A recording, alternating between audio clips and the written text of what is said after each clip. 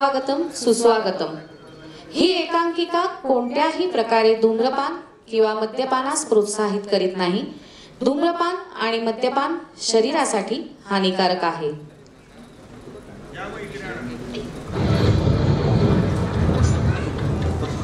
रंगदेवता आणि रसिक प्रेक्षकांना विनम्र अभिवादन करू क्रिएटिव्ह क्रू आनंद यात्री ठाणे सादर करीत आहे एकांकिका हाइड अँड सीक। लेखक विनायक गटणे, दिग्दर्शन आणि वेशभूषा विशाल राऊत, नेपथ्य श्रुती गिरम, संगीत योगेश प्रथमेश, प्रकाश योजना प्रकाश पवार, कलावंत आनंद चव्हाण, योगेश गायकवाड। सादर करीत आहोत एकांकिका hide and sick. Hide and sick.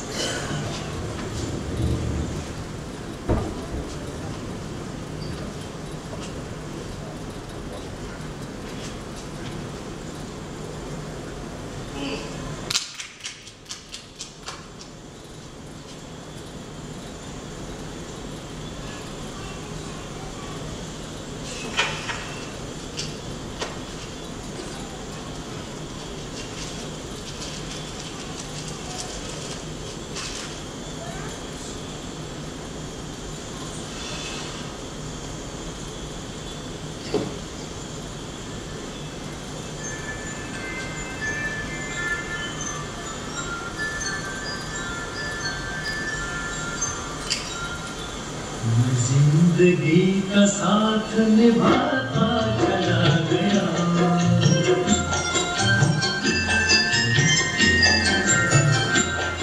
हर फिक्र को तुम्हें मैं उड़ाता चला गया, फिक्र को तुम्हें मैं उड़ा।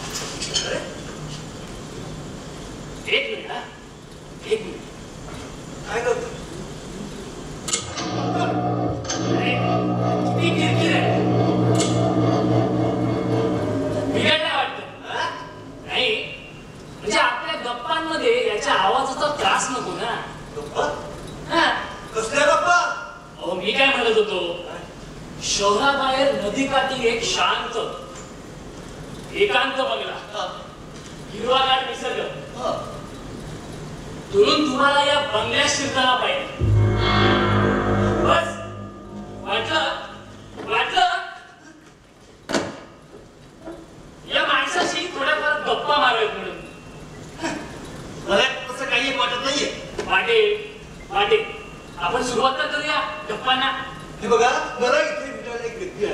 मला तुमच्याशी बोलायला वेळ नाही. ही व्यक्ती येईपर्यंत तरी बसतो ना. हा निर्लज्ज माणूस आहे. तुम्ही चालते बाबा उठून. काय किती किरकिर करतो माणूस हा.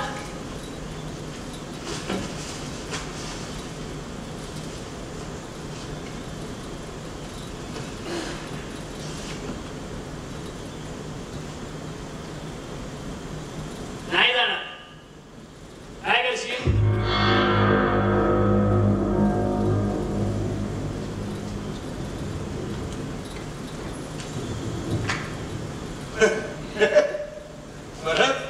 आक्रमक दिसतोस. बघ आता कसं बरं वाटलं. असं एकेरीवर आलं ना कसं जवळ आल्यासारखं वाटतं नाही. रंगणार आपल्या गप्पा रंगणार. त्याचं काय आहे? हा बंगला तुझा आहे. मी तुला नको असेल ना तर तू मला धक्के मारून घालू शकतोस. तुझा अधिकारच आहे. हे बघ, मी काही अगदीच अबोल माणूस घडा किंवा एकच बोलणा या प्रकारातला माणूस नाही. ते आता गप्पा मारता मारता कळलं.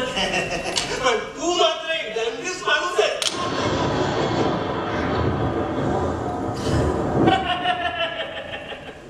बघ झाली की नाही तुला माझी ओळख. आता तुझी ओळख सांग. आपण गप्पाला सुरुवात करू. खरे गप्पिष्ट माणसा गप्पा गप्पा म्हणजे नेमकं काय? काय थोड्याफार गमती जमती, काही जोक्स, काही ठाकूर मात्र अनुभव आणि अगदीच काही नाही जमलं तर त्या बायकांच्या गोष्टी. मला कंटाळा येतो अशा गप्पांचा. हे बघ गप्पांच्या इशाऱ्याच्या बाबतीत माझ्याकडे अजूनही बऱ्याच कल्पना आहेत. काय सांगतोस? सांग तरी. सांगू जे ओळख. ओळख हा शब्द घे. म्हणजे आपली एकमेकांशी अगदीच ओळख नाहीये. आपण ती ओळख करून घेऊ शकतो. म्हणजे काही ठराविक प्रश्न त्यांची 30 ठरलेली उत्तर सारा औपचारिक मार्ग. त्यात काही मजा नाही आहे. माणसाला आपली खरीखुरी ओळख देता आली पाहिजे. कशी? तू कोण आहे? काय करतोस? तुझं वर्तमान काळ काय? अरे काय हे असे प्रश्न विचारले की त्या प्रश्नांची उत्तरं द्यायची की नाही असा प्रश्न पडला पाहिजे. आणि इथूनच आपण आपल्याला एकदम मोकळं सोडायचं. बंधनच उभारायची. लपवाछपवी नाही. एकदम खरीखुरी ओळख द्यायची. इंटरेस्टिंग आहे. दोन व्यक्तींची खरीखुरी ओळख. दोन व्यक्तींची खरीखुरी ओळख दोन श्वापदांची ओळख ठरू शकते.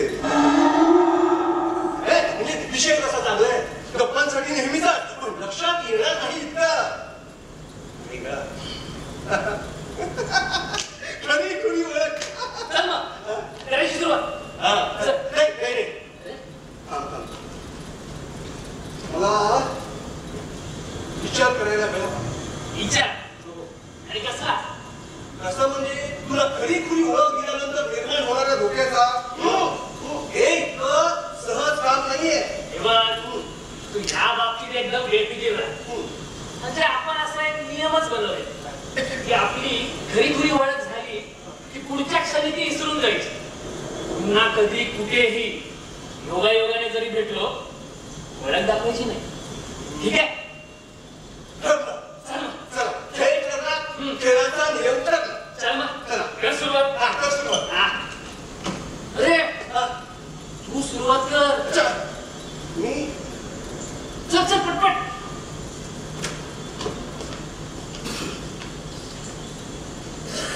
मी गोपीनाथ. बरा शरद काय तरी. आणि मी दिवाकर. दिवाकर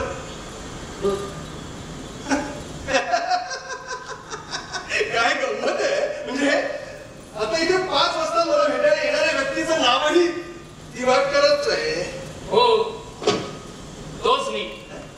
5 वाजून गेले आणि मी आलो. तो नाही. कशावरून? तू दिवाकरला ओळखतोस? नाही पण तू नाहीच निश्चित. मी तोच आहे दिवाकर. दिवाकर नाहीस हे मी सिद्ध करू शकतो. पण काय रे, इथं कोण कोणाला भेटायला येणार हे तुला आधीच सांगत होतं. हो. कशासाठी भेटणार ते? थोडंफार. माय गॉड, म्हणजे तू इथं सहज गप्पा मारायला आलेला नाहीयेस. कोण आहेस तू? काय कोण आहेस तू? हे बघ, मी दिवाकर नाही हे कबूल करतो. कोण आहेस? सांग. माझं नाव राघव. राघव? मी एक पत्रकार आणि माझ्या जातीनुसार कुठे काही मिळतंय का हे बघत हिंडत असतो. हे बघ, मी माझ्याबद्दल नंतर सांगणारच आहे. ठीक आहे, आता तू तुझी ओळख दे. मला हे सांग, मी दिवाकर नाही हे तू कसं सिद्ध करू शकतोस? छे छे छे छे छे. आता मी तुला काही एक सांगणार नाही. अरे तू हो पत्रकार आहे म्हणजे फारच मोठा धोका आहे. हे बघ, तू माझ्यावर विश्वास ठेव. विश्वास आणि पत्रकारावर? हे बघ, म्हणजे आपण नियमच बनवलाय ना की तुझी जी ओळख जी माहिती मला होईल त्याचा मी गैरवापर करणार नाही. तू तुझे वर्तमान काहीही न लपवता बिनधास्तपणे सांग. तर आपण ठरलंच आहे ना एकमेकांची खरी खरी ओळख द्यायची म्हणून. चल मग. तू सुरुवात खोटं बोलूनच केलीस. अरे ती मी गंमत केली. गंमत केली म्हणे. मी माझ्याबद्दल नंतर सांगणारच आहे. नाही तरी पण ना मला एक कुतूहल आहे काय? की गोपीनाथ आणि दिवाकर इथे भेटणार तुला कसं कळलं?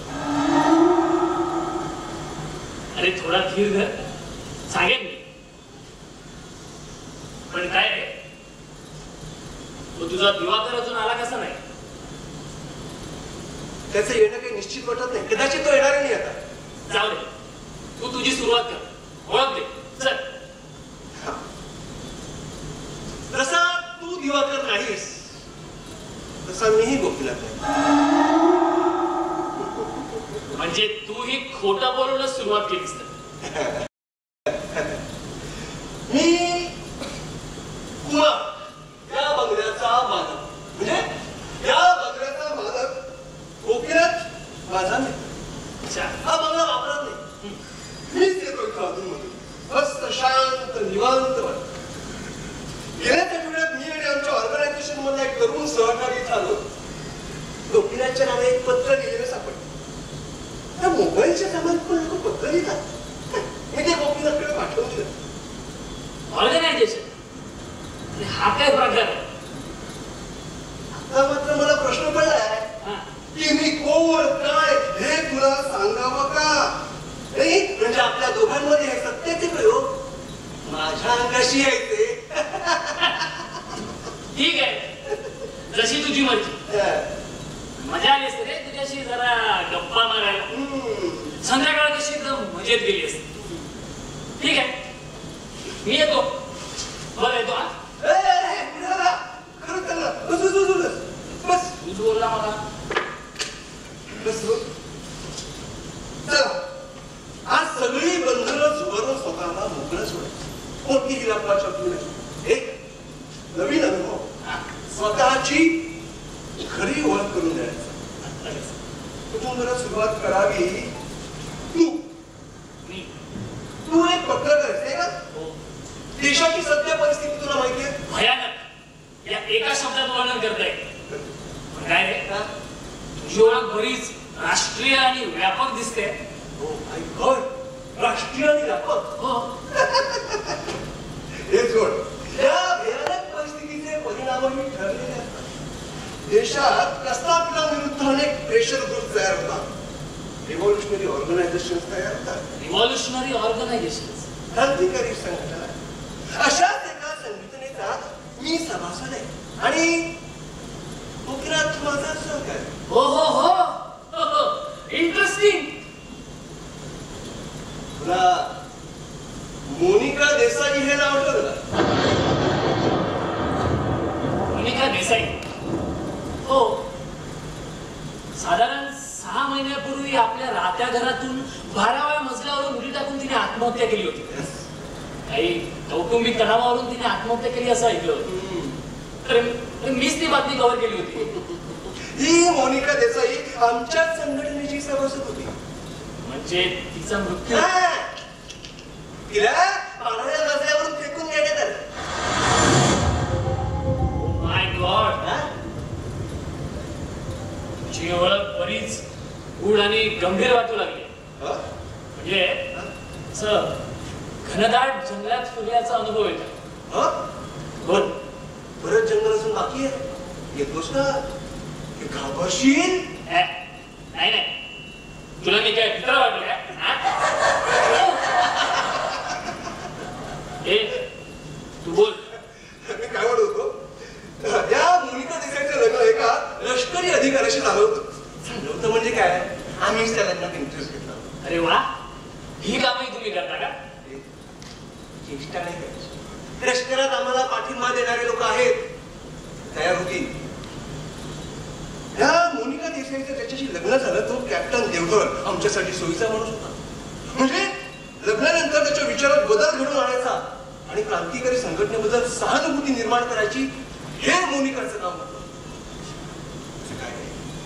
सर्वांगीण क्रांतीच्या अंतिम क्षणी आम्हाला लष्करी उठावाची ही गरज लागणार आहे.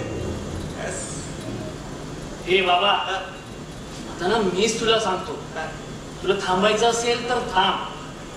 ही जी तुझी काय रहस्य आहेत ना, ती मला नको सांगू. अरे सगळं अंगावर येत आहे माझ्या. चल मी निघतो. हा. अरे अरे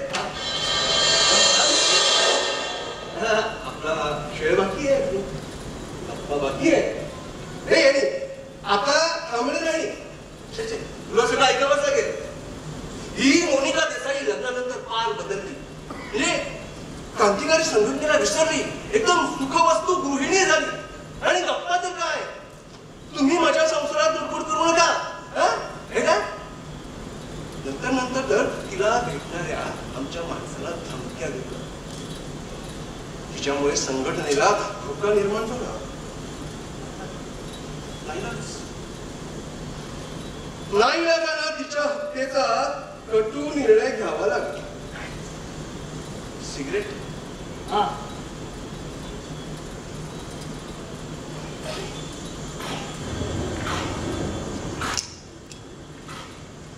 आपला पूर्व इतिहास सांगेल. त्यानंतर काही महिन्यांनी दिवाकर देसाई नावाचा मोनिकाचा पण भाऊ इथे परदेशात होता. म्हणे त्याचे पत्र म्हणे, तुला वाचून दाखवतो.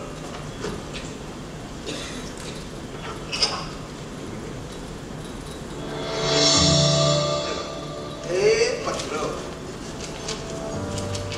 श्रीयुत गोपीनाथ, मी दिवाकर देसाई, मोनिका देसाईचा भाऊ. बरीच वर्ष परदेशात राहून गेल्या महिन्यात तिकडे आलो. लग्न झालं तरीही अधूनमधून मोनिका माहेरीच राहत असे. म्हणजे माझ्याच फ्लॅटवर. तिचा मृत्यूही तिथेच झाला.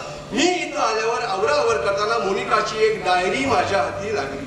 डायरी वाचताना माझ्या बहिणीचं एकंदरीत स्वरूप माझ्या लक्षात आलं. डायरीत तुमच्या नावाचा उल्लेख बऱ्याच वेळा आलाय. थोड्याफार शोधाशोधीत तुमचा पत्ता सापडला. माझ्या बहिणीच्या मृत्यूबाबत मला संशय निर्माण झाला आहे. तुमच्याकडून काही गोष्टींचा खुलासा हवा आहे. मी पुढील कारवाई करण्या अगोदर तुम्हाला भेटलेलं बरं. 21 तारीखला संध्याकाळी 5 वाजता मी आपणास भेटायला येत आहे. दिवाकर देसाई. मोनिकाला कुणी भाऊ आहे हे तुम्हाला ठाऊक नव्हतं तर? माझ्या किंवा गोपीनाथच्याही माहितीत मोनिकाला भाऊ नव्हता. गोपीनाथ या पत्राने अस्वस्थ झाला आणि कोणत्याही परिस्थितीत त्या दिवाकरचा आणि त्या डायरीचा बंदोबस्त व्हायला पाहिजे असं त्याने सांगितलं. गोपीनाथच्या भूमिकेत मी दिवाकरला भेटावं आणि प्रकरण अगदीच अंगाशी येणार असेल तर त्याचा कायमचाच बंदोबस्त करावा असंही त्याने सांगितलं. गोपीनाथने स्वतःच्या भूमिकेत तुला पाठवण्याचे कारण त्याचं काय आहे, असं म्हणायचं कायमचा बंदोबस्त वगैरे करायचा असेल ना तर ते कामच कर. बंदोबस्त आणि तू म्हणजे गोपीनाथने ही कामं फार पूर्वी केलीत. आता तो संघटनेच्या वरच्या स्तरावर वापरतो. पण दिवाकर तर अजून आलाच नाही. तू गोपीनाथला काय सांगणार? अरे दिवाकर अजून आला नाही. मी गोपीनाथ तुला हे प्रकरण सगळं सांगून झालं. हो, तुला सगळं कळलंय. हा. आता आपण एक गंमत करू. गंमत? अरे काय करायचं, गोपीनाथ गोपीनाथ इथे आल्याचं समजायचं. समजायचं म्हणजे समजायचं म्हणजे तू मी गोपीनाथ. गोपीनाथ हा? तू इथं आलास, मी कुमार, म्हणजे मला दिवाकर देसाईच्या प्रकरणाची चौकशी करू लागलास. ठीक आहे? हे सगळा पोरखेळ वाटतो मला. काही पोरखे नाही. बस बस तुला सांगतोय. बस बस इथे. हा मी इथे, हा, तू गोपीनाथ. करू का सुरू? हा. कुमार, तो दिवाकर देसाई तुला भेटला का? एवढी ओव्हर ऍक्टिंग नको. नॉर्मल कर. हो? कुमार, तो दिवाकर देसाई तुला भेटला का? हो. समोरच्या नदीत त्याला जलसमाधी. तू गोपीनाथला खोटं सांगणार? अरे यार तू भूमिकेत राहा ना. ठीक आहे. हा. कुमार, तो दिवाकर देसाई तुला भेटला का? हो. समोरच्या नदीत त्याला जलसमाधी दिली आणि त्याच्या बरोबर त्याच्या डायरीला. अरे रे, तो खरोखरच तुला धोकादायक वाटला होता. अरे सध्या तरी विशेष धोका नव्हता, पण पुढे मागे त्याला काय केलं असतं ना सांगता येत नाही. आणि बहिणीच्या मृत्यूविषयी त्याला काय शंका होती? काही कल्पना नाही. मी त्याला सरळ सांगून टाकलं, तुझ्या बहिणीला पिठार मारला आणि नंतर त्यालाही गोळ्या टाकल्या. आपला काही इलाज नसतो या गोष्टी. अरे पण मला या दिवाकरच्या काही गोष्टी खटकल्या. उदाहरणार्थ मोनिकाचं लग्न झालं, हो त्यानंतर तिचा मृत्यू झाला. बरोबर. आयुष्यात एकदाच घडणारा हे प्रसंग, तिचा भाऊ दिवाकर या दोन्ही प्रसंगी हजर नव्हता. लग्न दुसरे नाही होऊ शकतं. तुला विनोद सुचतोय? नाही. मला हे पटत नाही. आणि नसेल जमलं त्याला, परदेशात होता ना. पण मला तर वेगळीच शंका येते. शंका? जे मला भेटलेला तो माणूस खरोखरच दिवाकर होता का? तुला अशी शंका यायचं कारण? आता हेच बघ ना, तू मला गोपीनाथ म्हणून इथे पाठवलं, पण मी गोपीनाथ नव्हतो. तसंच दिवाकर म्हणून मला एक व्यक्ती भेटला, तो दिवाकर नसला तर. पण हे कसं शक्य आहे? हे सारं काही शक्य आहे. सारं काही शक्य आहे गोपीनाथ. आणि म्हणून कदाचित तो दिवाकर कदाचित तो आलाही असेल. कदाचित तो तुझ्या समोर उभाही असेल. अरे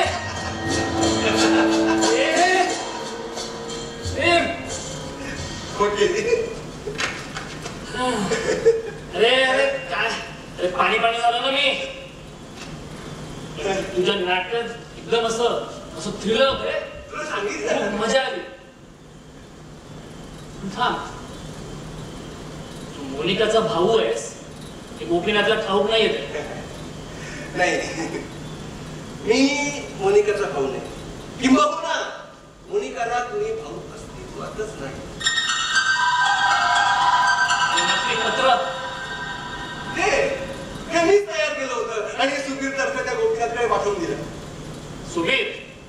सुबीर बॅनर्जी, आमच्या संघटनेचा तरुण कार्यकर्ता, angry young man. Angry young man. गेल्या महिन्यात नेताजी रमणीकलाल शेठ यांना भर चौकात गोळ्या घालून ठार करण्यात आलं. कामगिरी या सुबीर बॅनर्जीचीच नाही का? तुला कसं ठाऊ? सुप्रसिद्ध स्वातंत्र्य सैनिक आप्पासाहेब दातार यांच्या पुतळ्याचा अनावरण समारंभ नेताजी रमणीकलाल शेठ यांच्या हस्ते होणार होता. मी पत्रकार म्हणून त्या समारंभाला हजर होतो. मोटारसायकलवर 2 तरुण आले आणि मागे बसलेल्या तरुणाने गोळ्या झाडल्या. क्रांतिकारी संघटनेचंच हे काम. आणि गोळ्या झाडणारा तरुण सुबीर बॅनर्जीच होता. बरोबर. तू सुबीरला ओळखतोस? हो, थोडाफार. पण तो हे असं काही करेल असं वाटलं नव्हतं. एक शांत, सुस्वभावी, हुशार मुलगा म्हणून तो माझ्या पाळण्यात होता. मी सांगितलं ना, तो नवीन आहे संघटना. हो, पण अशा नव्याने आलेल्या कोवळ्या तरुणाला तुम्ही एखाद्याला ठार मारण्याची कामगिरी देता. त्याचं काय आहे, या नव्याने आलेल्या कोवळ्या तरुणांना ना आजूबाजूच्या परिस्थितीबद्दल भयंकर चीड असते. राजकीय, सामाजिक, आर्थिक भ्रष्टाचाराने यांची मनं पेटून उठतात. गरिबी, बेकारी यांना चालत असते. संघटनेला असेच तरुण हवे असतात, पण हे तरुण बेभरवशाचे असतात. त्यांच्या हातून एखादी हत्या घडली की त्यांची परतीची वाट बंद होते आणि नंतर मग ते कट्टर क्रांतिकारक होतात. अरे आपलं बरंच विषयांतर झालं. पण मला एक सांग, तू ते पत्र गोपीनाथला पाठवण्याचा उद्योग कशासाठी केलास? ते सहज टाळा म्हणून एक दिवस पत्र लिहिलं. पण त्या पत्रानुसार गोपीनाथ इथं आला असता तर मला हवं. आणि तू स्वतःच तुझ्या सोबत त्याला घेऊन येऊ शकला असता. पण त्याचं कसं असतं, एखादी व्यक्ती नाहीशी झाली की ती व्यक्ती नाहीशी होण्यापूर्वी कुणाबरोबर होती अशी चौकशी होऊ शकते. म्हणजे गोपीनाथला तू हिसा करणार होतो. असं अशा संघटनांमध्ये हे अंतर्गत मतभेद अटळ असतात. बघ ना, आता मोनिका देसाई गेली, गोपीनाथ जाणार, संघटनेतील अजून काही माणसं मला नष्ट करायची. कारण कारण कारण सत्ता सत्ता स्पर्धा फक्त राजकारणातच असते असं नाही, आणि आमच्यातही असते. आता बघ ना, संघटनेचं महत्व वाढायला लागलंय. म्हणजे संघटनेची सूत्र माझ्या हाती यायला हवी असं मलाही वाटतंय. माझ्या मनाने गोपीनाथ मध्ये काही मतभेद, मी ऍक्शनला महत्व देतो आणि यांची कामगिरी सावकाश चालली. अजून मधून एखादा भ्रष्टाचारी नेता मारायचा आणि संघटनेची दहशत जाणवू द्यायची इतपतच व्यवसायाला मान्य आहे. पण माझ्यामध्ये देशात प्रचंड उलथापालथ होऊन सर्वांगीण रक्तरंजित क्रांती होण्याची हीच वेळ आहे.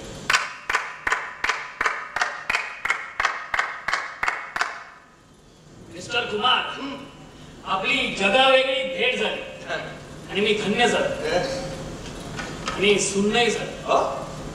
या सुन्नपणावर काही उपाय आहे का? अरे उपाय, आपल्याकडे उपायच आहे. वा, मजा आहे का? एक काम कर ना, फक्त ना हे जरा पाणी घेऊन ये. पाणी कुठून आणू? अरे बाहेर मिळेल ना. अरे बाहेर? अरे काही होत नाही जा.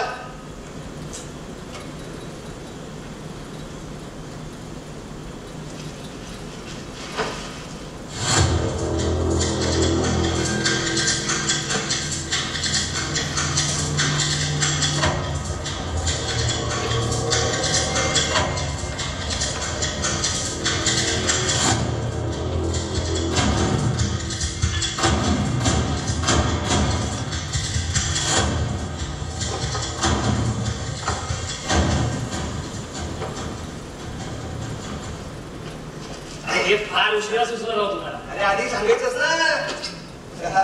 चलो ठीक है, देर से आए लेकिन दुरुस्त आए. शाबाश.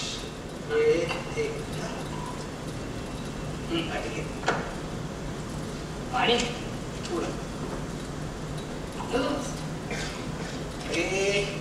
ग्रेट. Cheers.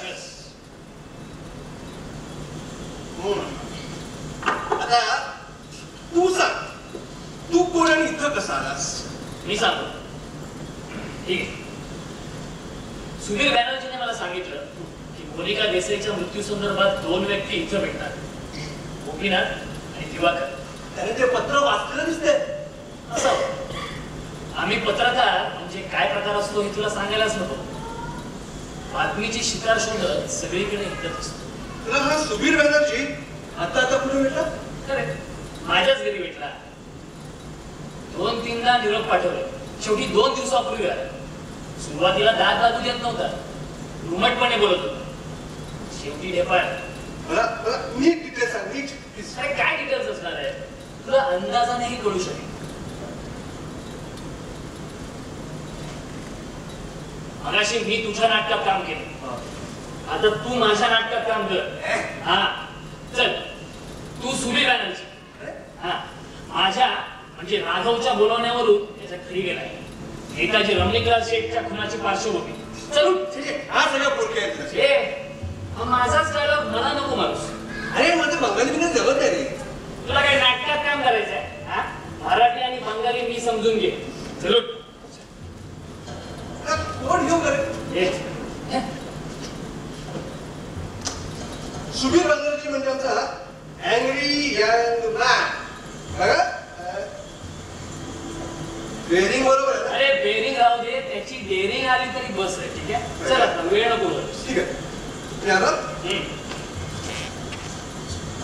मला कशाला बोलावलं सध्या काय करतोस? काय नाही बेकार आहे नोकरी मिळत नाही माझ्या माहितीप्रमाणे मध्यंतरी तुला नोकरी लागली होती, तिथे तुझं पटलं नाही. एका इंजिनियरला 10,000 रुपयात विकत घेतात ते लोक गुलामासारखी वागणूक देतात. एखाद्याची हत्या करण्यापेक्षा गुलाम होणं चांगलं. तुम्ही काय म्हणताय मला काय कळत नाही. सगळं कळलं. गेल्या महिन्यात नेताजी रमणीकलाल शेठ यांची हत्या तू केलीस. हो मी केली. रमणीकर एक भ्रष्ट नेता होता. क्रांतिकारी संघटनेशी सध्या तुझे संबंध आहेत नाही का? आहेत पण तुम्ही यात मध्ये पडू नका. इतके निरोप पाठवले, आला का नाहीस? आता आलोय ना इतक्या उशिरा. आता जर मी तुला पोलिसात घेऊन गेलो तर पोलीस स्वतः मलाच फायद्यावर घेतील. हे बघा तुम्ही पोलिसात जाऊ नका मला जड जाईल. तुझी लक्षणं काही ठीक दिसत नाहीये. अरे इतका भयंकर गुन्हा करूनही मी तुझ्या विरुद्ध ऍक्शन नाही घेतली, हा माझा मूर्खपणा झाला. अरे नेताजींसारख्या सत्शील चारित्रवान नेत्याची तू हत्या केली. रमणीकरला तुम्ही चांगला म्हणू नका, तो भ्रष्ट नेता होता. हा म्हणून का तुम्ही कायदा हातात घ्यायचा? हा सगळं जर असंच चालू राहिलं तर देशात अनागोंदी माजेल. ते काय नाही, मला माझं कर्तव्य करायलाच हवं. माझ्यासोबत पोलीस स्टेशनला येऊन तुला कबुली जबाब द्यावा लागेल. रवा काय मीच रमणीकरची हत्या दोषावरून केली. I witness. मी त्या समारंभाला हजर होतो. त्यावेळी मी दुसरीकडे होतो असा पुरावा आमच्या संघटनेकडे आहे. मूर्ख आहेस. अरे मी पत्रकार या नात्याने त्या समारंभाला हजर होतो. नेताजी रमणीकलाल शेठ माझे मित्र, त्यांच्या आग्रहावरून व्हिडिओ कॅमेरा घेऊन आलो होतो. समारंभाचं चित्रीकरण चालू होतं, तेवढ्यात तू गोळी चाललीस. गोंधळ उडाला. त्या गोंधळातही मी कॅमेरा तुमच्या दिशेने फिरवला होता. तुम्ही पळण्यात यशस्वी झालेला. चित्रीकरणात तुमची पाठ झाली होती. पण नेमका तू मूर्खपणा केलास. क्षणभर मागे वळून पाहिलंस आणि माझ्या कॅमेरानं तुला टिपलं.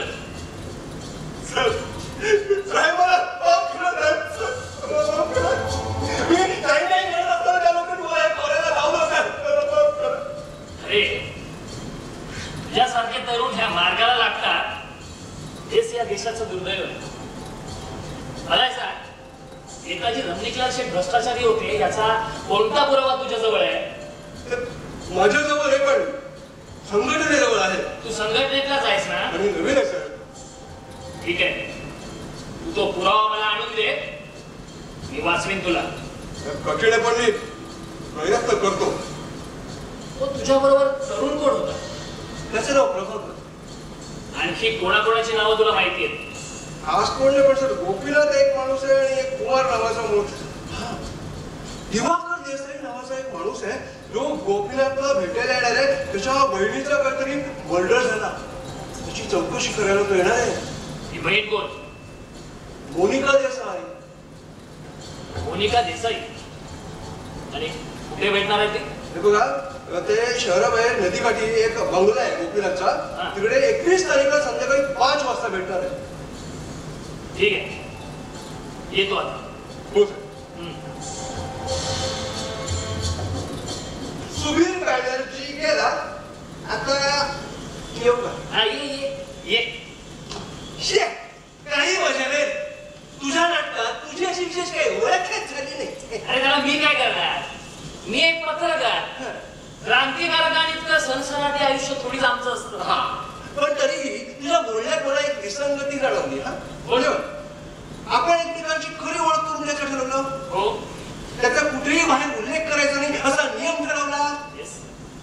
पण तू आता बातमीच्या शोधात इथं आल्याचं बोललास. हो, पण नियम म्हणजे नियम. मी नियम रद्द करणार नाही, कुठेही काहीही बातमी देणार नाही.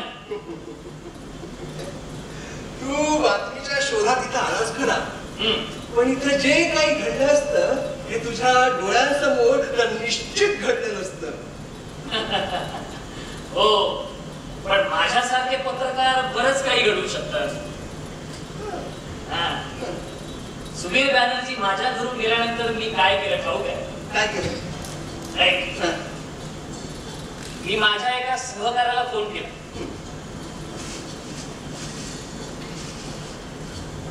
हॅलो शिवराम, मी राघव बोलतो. सविस्तर नंतर बोलू. थोडक्यात तो नेताजींवर गोळ्या झाडणारा तरुण माझ्याकडे आला होता. नाही, त्याला काही माहिती नाही. म्हणजे काही जणांची काही माणसांची त्यानं नावं घेतली. हो, आता मी काय सांगतोय ते लक्षात घे. त्याला खलास कर. मित्र मी काही जाणत नाही आणि क्रांतिकारकाला कोणी मित्र नसतात. तो मेलाच पाहिजे. क्रांतिकारी संघटना ची गद्दारी धोकेबाजी करणारा किंवा करू शकणारा जिवंत राहू शकत नाही. मी काय म्हणतोय हे लक्षात येतंय ना? हो, चांगलंच लक्षात येते. चल आता मला निघायला हवं. मिस्टर कुमार, ही ओळख कशी काय वाटते तुला? मोनिका देसाईच्या संदर्भात दोन व्यक्ती इथे भेटणार आहेत. या कुतूहलापोटी मी इथे आलो आणि इथं तुझी ओळख झाली. खरी खुरी ओळख. मला चांगलं चकवलं असतात. क्रांतिकारी संघटना म्हणजे काय? गोपीनाथ, इथं 2-4 लोक इतकी मर्यादित वाटली तुला? आणि देशाच्या मर्यादित भागात तर होईना आमची बरीच माणसं आहेत. आम्ही क्रांतिकारक राज्यकर्त्यांपासून समाजापासून गुप्त राहतो. त्याचे बरेच फायदे आम्हाला होतात. तू माझ्या सापळ्या अडकलास. क्रांतिकारी संघटनेत सत्ता स्पर्धा वगैरे शब्द नसतात. क्रांती हाच एकमेव ध्यास, हेच एक ध्येय. ते तुझ्यासारख्या लोकांच्या मर्यादा संपतात. ध्येय ध्यास निष्ठा बाजूला पडतात. सत्तेचा मोह त्यांना अनावर होतो. ते यशस्वी होत नाही. गोपीनाथला मारल्यानंतर संघटनेची सूत्र काही तुझ्या हाती आली नसती. एक ते बरेच बाप लोक बसले. कुमार, जरा की नको या जास्त जरा की नको आहे.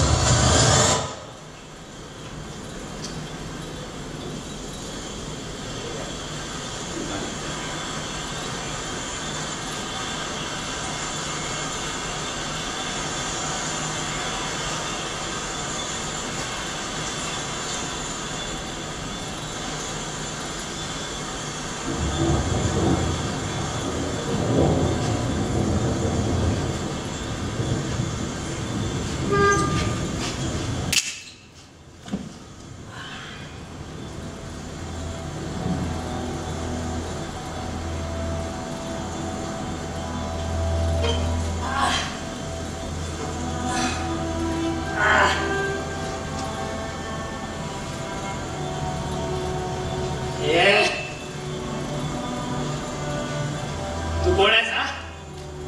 आणि मला मारून तुला काय सांगायचंय? तेव्हा संघटनेला धोका देऊ नकोस. तू यशस्वी होणार नाहीस. एक दिवस नक्की पकडला जाशील. या क्षणी मी यशस्वी आहे आणि पुढेही होत राहील. माझी ताकद फार मोठी आहे. तू इथं आला नाहीस, आणला गेलायस. सुबीर बॅनर्जी मला सगळं सांगत असेल. माझ्या सांगण्यावरून त्याला तुझी भेट. गोपीनाथच्या भूमिकेत मी इथं येणं हे ठरल्यावर मी माझा मोर्चा तुझ्याकडे वळवला आणि तू इथं येणार हा माझा अंदाज खरा ठरला. माझ्यासाठी तू कधीही पडद्याआड नव्हतास. पत्रकाराच्या भूमिकेत एक खतरनाक क्रांतिकारक आहे हे मी तेव्हाच ओळखलं होतं.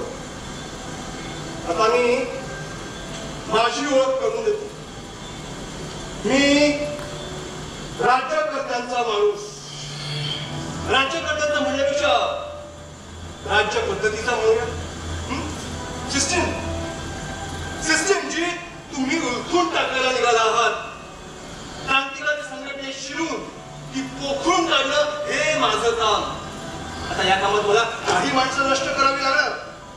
त्याचा तू एक हरामखोर, नरवास. या शिवायचा काही उपयोग नाही. तू आता मरणार आहेस. तुम्हा लोकांना देशात क्रांती घडवून आणायची. काय करणार क्रांती घडवून? काय करणार? मूलभूत क्रांतिकारक देशात क्रांती घडवून आणू शकतात पण ते राज्यकर्ते होऊ शकत नाहीत. कारण राज्यकारभार चालवायला दुसरंच कोणतरी पुढे येणार आणि ते प्रामाणिक असतील असं तुला वाटतंय? निर्दोष राज्य पद्धती कोणतीच असते. तुझी बघबघ थांबव. तुझ्यासारखा जंतू संघटनेत शिरलाय आणि संघटनेला भवितव्य नाहीये.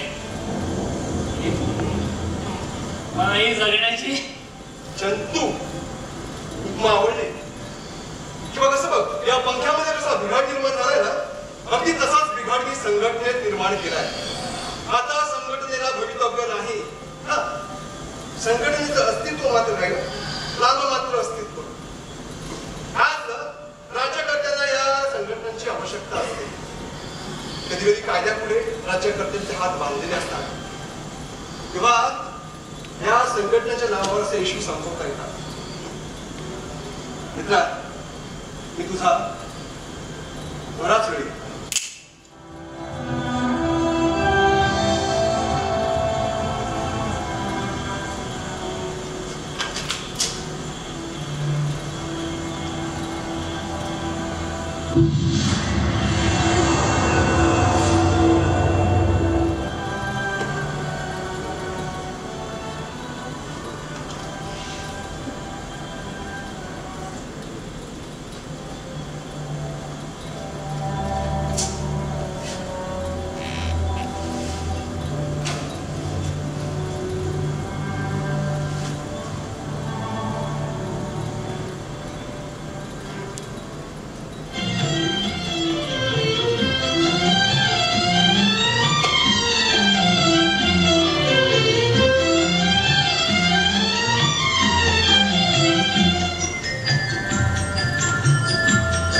बर्बादियों का शौक मनाना फजूल था.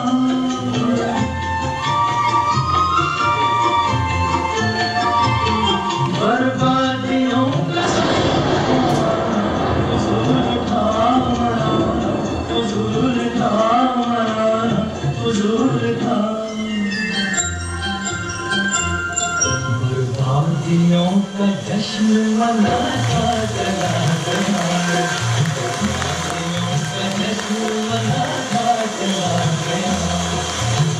Thank you.